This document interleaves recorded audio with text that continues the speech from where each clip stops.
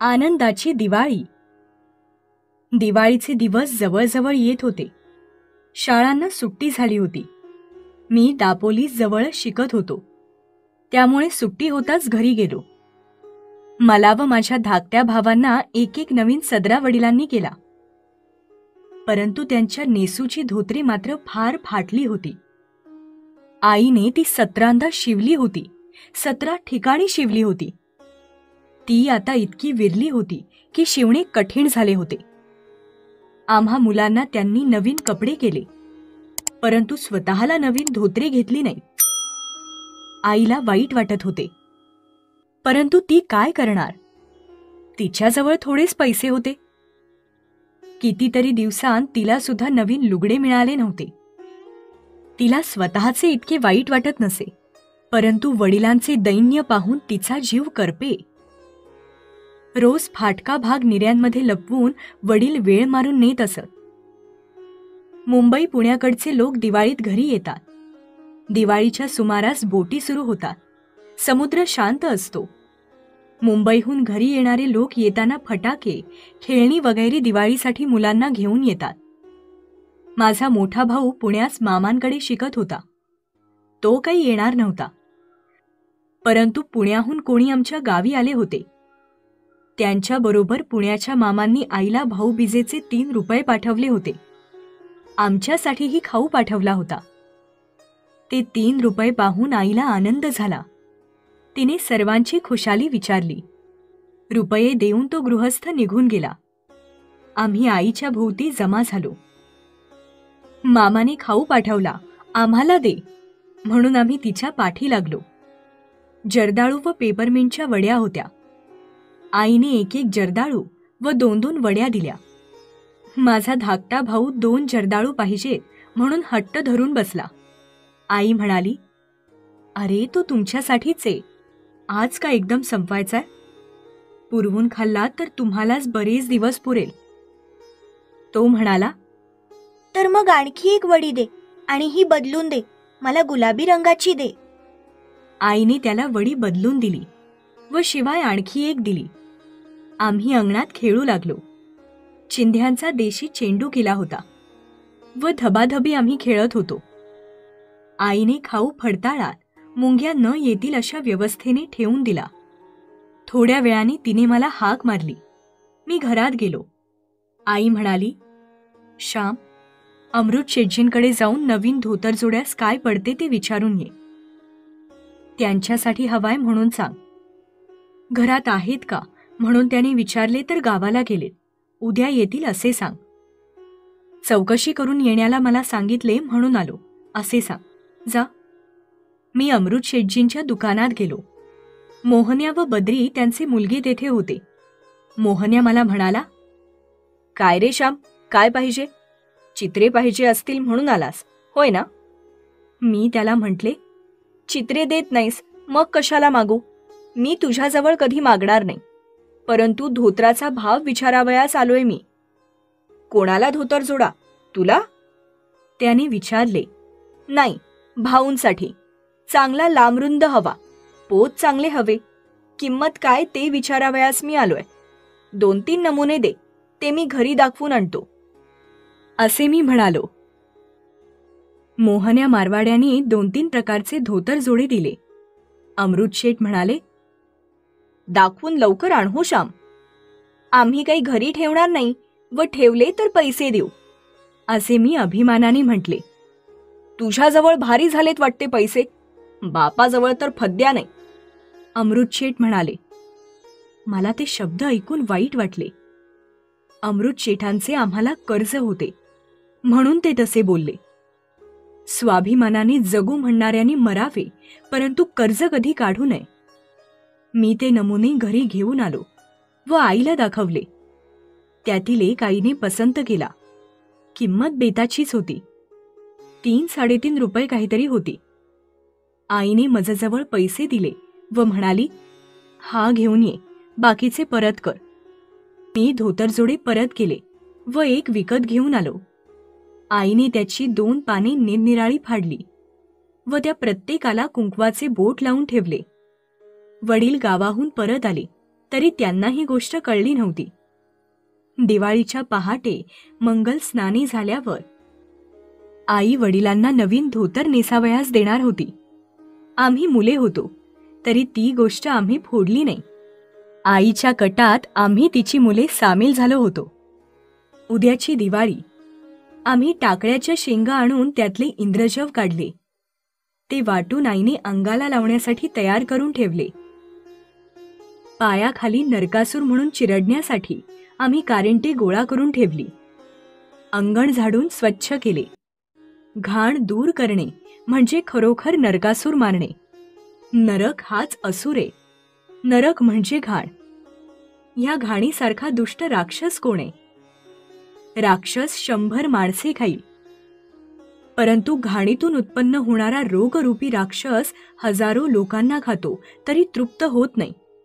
घाणीसारखा शत्रू नाही. पावसाळ्यात सर्वत्र घाण होते. विष्ठा, शेण सारे आजूबाजूला पडलेले असते. ही घाण दूर करावयाची म्हणजे नरकासुराला मारणे होय. आणि मोठी गंमत आहे. सत्यभामेने नरकासुराला मारले. ती कृष्णाला म्हणाली, तुमच्याने हा मरणार नाही, याला शेवटी मीच मारेन. घाण दूर करून स्वच्छता निर्माण करणे याच स्त्रियांचा हातखंडा आहे. पुरुष घरात घाण करतात, परंतु बायका स्वच्छता ठेवतात. बायकांच्या बाहेरपणात पुरुषांच्या हातात घर असते. ते धड केर काढणार नाही, चूल सावरणार नाही, शेण नीट लावणार नाही, भांडी घासणार नाही, दिवे पुसणार नाही. 4 दिवसात घर म्हणजे उकिरडा अशी स्थिती करून टाकतात. परंतु स्त्रिया अंग धुताच पुन्हा सारे आरशासारखे स्वच्छ करतात. नरकासूर सत्यभामाच मारेल. घाण स्त्रियाच दूर करतील. परंतु अलीकडच्या स्त्रिया घरातील घाण रस्त्यात फेकतात. राक्षस रस्त्यात ठेवला तरी तो वाईटच. घाण रस्त्यात फेकू नये. म्युनिसिपाल्टीच्या पेट्या असतील त्या जवळ जाऊन घाण टाकावी. आम्ही सारे स्वच्छ करीत होतो. तुळशीचे वृंदावन आईने नवीन घातले. आईने पणत्या पुसून तयार केल्या, वाती तयार केल्या. सायंकाळी त्या ठिकठिकाणी आम्ही लावल्या. पहाटे लवकरच उठावयाचे म्हणून आम्ही मुले लवकर झोपलो. आई मात्र बराच वेळ काम करीत होती. उटणी वगैरे तयार करीत होती.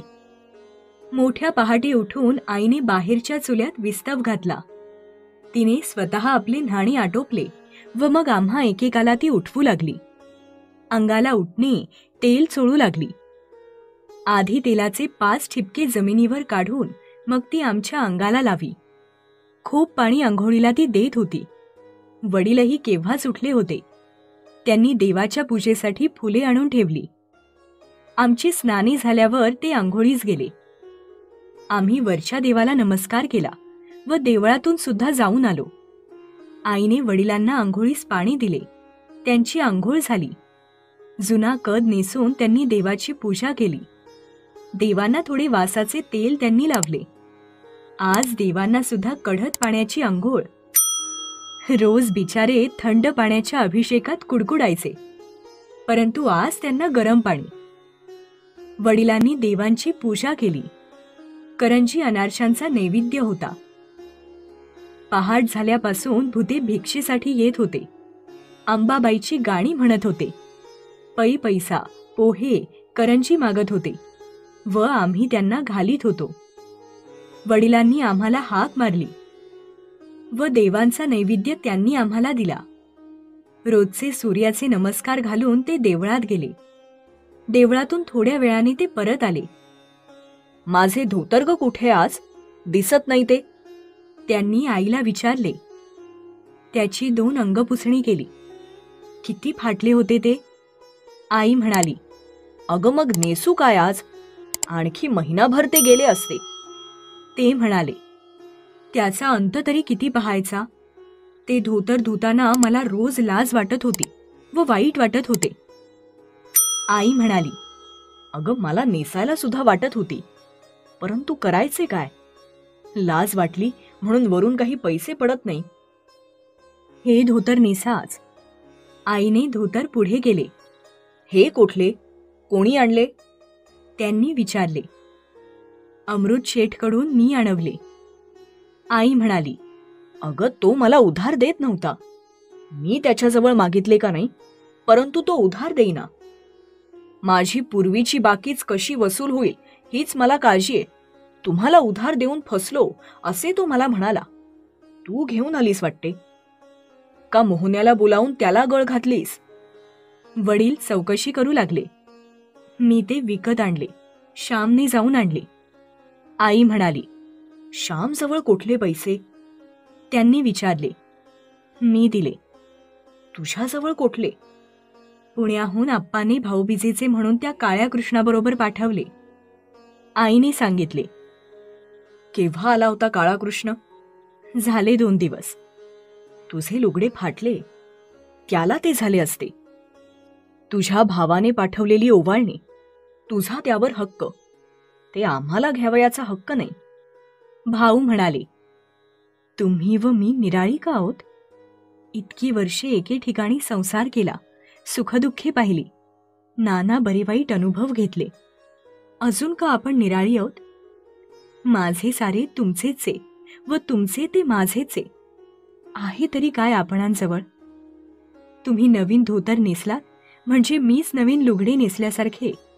त्यातच माझा आनंद आहे. नेसा. मी त्याला कुंकवाचे बोट लावले. आई म्हणाली, मी नवीन धोतर नेसावे व तुला नवीन लुगडे नसावे याचे मला नाही का वाईट वाटणार? तुला आनंद होतोय, परंतु मला दुःख होते. तू आपल्याला आनंद मिळवलास आणि मला त्यांच्याने बोलवेना. माझा आनंद तो तुमचाच आहे. तुम्हाला बाहेर 4 चौघांत जावयाचे असते. गंगू अप्पांकडे या सोंगट्या खेळायला बोलावतील, गेले पाहिजे. मला आज कोठे जायचे बाहेर?